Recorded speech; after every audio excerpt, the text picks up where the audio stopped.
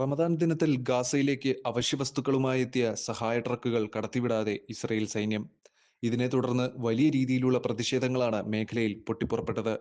വെടിനിർത്തൽ കരാറിന്റെ ആദ്യഘട്ടം ഹമാസ് നീട്ടാത്തതിനെ തുടർന്നാണ് മാനുഷിക സഹായം നൽകുന്നതിനുള്ള ട്രക്കുകൾ തടയാൻ ഇസ്രയേൽ തീരുമാനിച്ചത്. കരാറിന്റെ രണ്ടാം ഘട്ടം അട്ടിമറിച്ചുകൊണ്ട് ഇസ്രായേൽ പ്രധാനമന്ത്രി ബെഞ്ചമിൻ നെതന്യാഹു ബന്ദികളുടെ ജീവൻ അപകടത്തിലാക്കിയതായി ഹമാസ് ആരോപിച്ചു.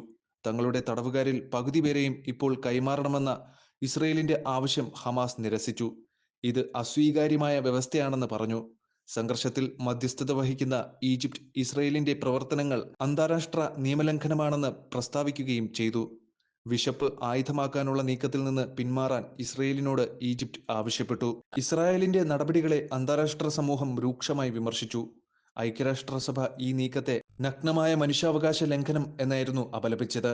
അതേസമയം സൗദി അറേബ്യ ഉൾപ്പെടെയുള്ള വിവിധ അറബ് രാജ്യങ്ങൾ ഇതിനെ ന്യായീകരിക്കാനാവാത്ത കുറ്റകൃത്യമെന്ന് മുദ്രകുത്തുകയും ചെയ്തു. ആദ്യഘട്ട വെടിനിർത്തൽ 42 ദിവസത്തേക്ക് നീട്ടാൻ US നിർദ്ദേശിച്ചിരുന്നു. എന്നാൽ ഇസ്രയേൽ വിട്ടുവീഴ്ച ചെയ്യാൻ വിസമ്മതിച്ചതിനെ തുടർന്നാണ് ഹമാസ് അമേരിക്കയുടെ വാഗ്ദാനത്തെ നിരസിച്ചത്. ഗാസയിലെ റാഫയിൽ ഇസ്രയേലി ഡ്രോൺ ആക്രമണത്തിൽ 2 പലസ്തീനികൾ കൊല്ലപ്പെട്ടതോടെ സ്ഥിതിഗതികൾ ഇപ്പോഴും വഷളായി തുടരുകയാണ്. വെസ്റ്റ് ബാങ്കിലും ഇസ്രയേൽ സൈന്യം ആക്രമണം തുടരുകയാണ്.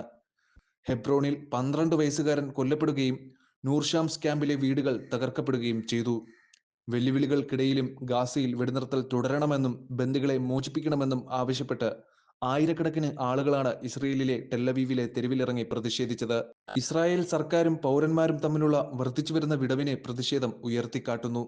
അവരിൽ പലരും നിലവിലുള്ള സംഘർഷത്തിൽ നിരാശരുമാണ്. സ്ഥിതി വഷളായിക്കൊണ്ടിരിക്കുമ്പോഴും ശാശ്വത പരിഹാരത്തിനായി എല്ലാ കക്ഷികളുടെയും കൂട്ടായ ശ്രമം ആവശ്യമാണെന്ന് വ്യക്തമാണ്. ഉപരോധം നീക്കാനും മാനുഷിക സഹായം ആവശ്യമുള്ളവരിലേക്ക് എത്താൻ അനുവദിക്കാനും അന്താരാഷ്ട്ര സമൂഹം ഇസ്രയേലിനെ സമ്മർദ്ദത്തിലാക്കുന്നത് തുടരണം. അതേസമയം ഹമാസ് വിട്ടുവീഴ്ച ചെയ്യാൻ തയ്യാറാകുകയും സമാധാനപരമായ പരിഹാരത്തിനു വേണ്ടി പ്രവർത്തിക്കുകയും വേണം. ആത്യന്തികമായി ഗാസയുടെയും അവിടുത്തെ ജനങ്ങളുടെയും വിധി തുലാസിൽ തൂങ്ങിക്കിടക്കുകയാണ്. മേഖലയെ കൂടുതൽ കുഴപ്പങ്ങളിലേക്കും നാശത്തിലേക്കും തള്ളിവിടാതിരിക്കാൻ എത്രയും വേഗം ഒരു പരിഹാരം കണ്ടെത്തേണ്ടത് അത്യാവശ്യമാണെന്നാണ് ഈജിപ്ത് അടക്കമുള്ള ഗാസയെ പിന്തുണയ്ക്കുന്ന സഖ്യകക്ഷികൾ പറയുന്നത്.